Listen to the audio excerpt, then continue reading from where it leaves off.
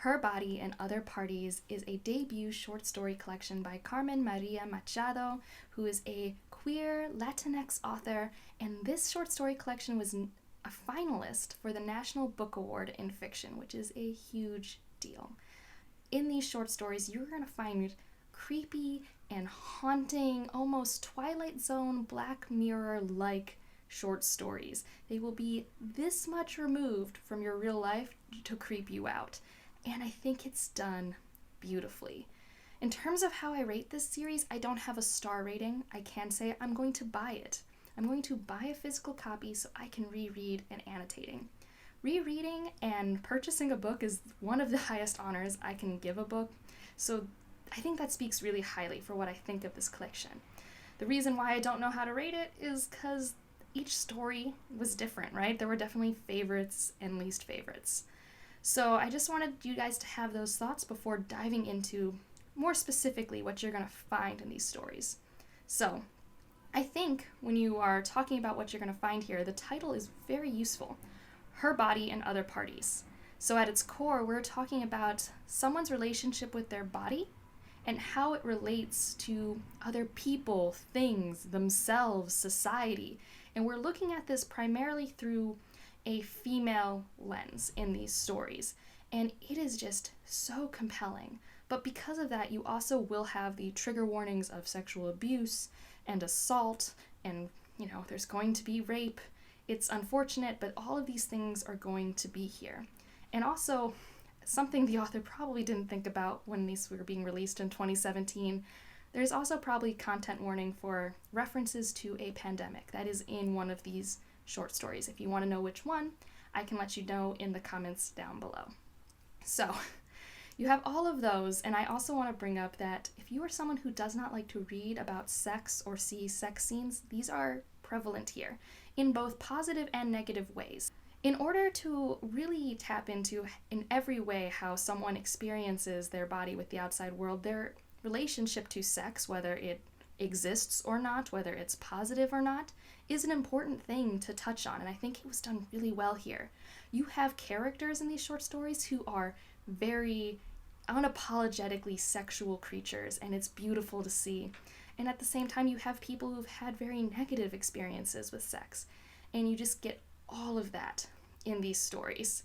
Now, how do these stories vary, What is the highest high and the lowest low? Well, I found that after I finished this, I was comparing it to music albums or mixtapes. So in the sense that I want those to start strong and end strong, I want them to have varied different songs, right? I don't want them all to be exactly the same. I want there to be some variation. I want it to, if we have a slow song, I want it to then be followed maybe by a faster song. I don't want 3 slow songs in a row. And I felt like the variation here was wonderful. You have a good degree of short stories and longer stories. You have a good degree of really confusing narrative structure to more comfortable traditional narrative structure, all mixed up in here.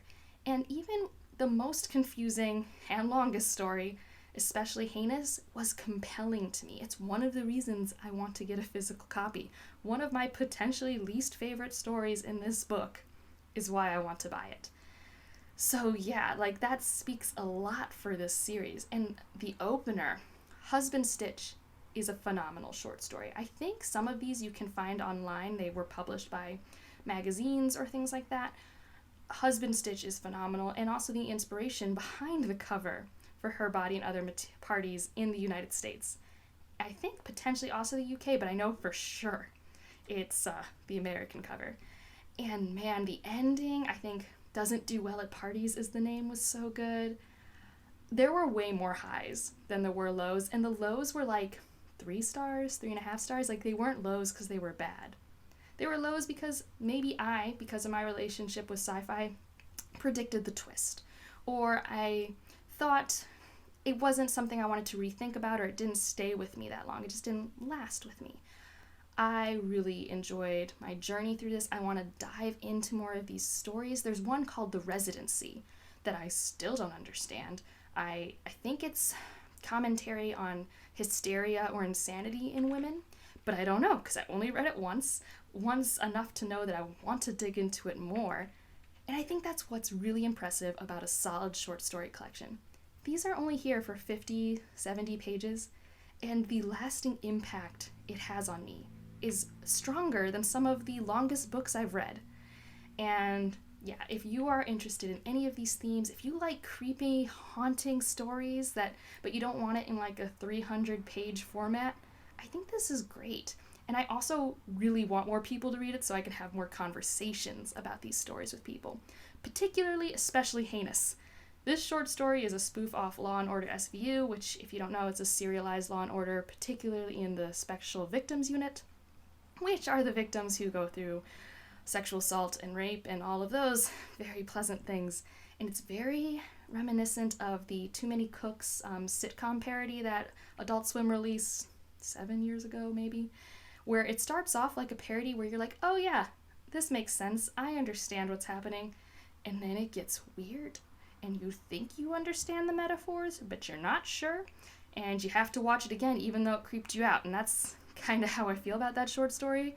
So if you've read it, I really want to unpack it, so chat with me.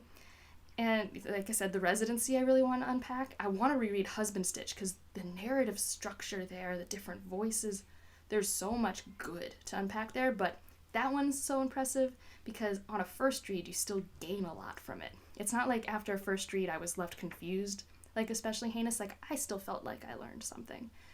So yeah, I really liked the short story collection. It's a really strong one to start my journey with, and I hope other ones are just as interesting and compelling to me. And I hope this helps you decide if this is something you want to pick up, or maybe it put it on your radar. I don't know. Comment down below if you have any questions or thoughts about this work. Like if you liked it, subscribe if you want to see more bookish content, and otherwise I hope you have a wonderful day. Bye.